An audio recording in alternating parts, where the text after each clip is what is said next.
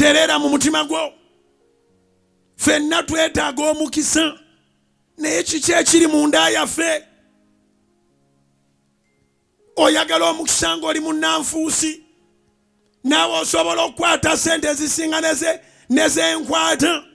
Yuda yakwata ssente ezisinga abatume bonna. Mu ddakiika nga 2 yali amanya agaggawadde. Naye waliwo emikisa gya mirundi 2 mu nsi. Oguliko obuyinike oguva mu Bafalisaayo n'ogutalina buyinike oguva mu mikono gya Katonda. Salawo olwaleero. Abalokole tulina oluyimba tulugolokose. Osano osaleewo ani gw'onooweereza.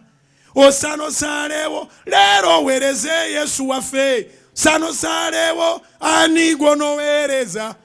Osano osaleewo leero oweereze Yesu waffe oyo.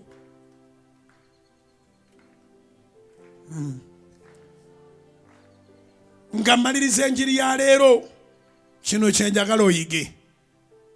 Your decision matters. Kiwandiike.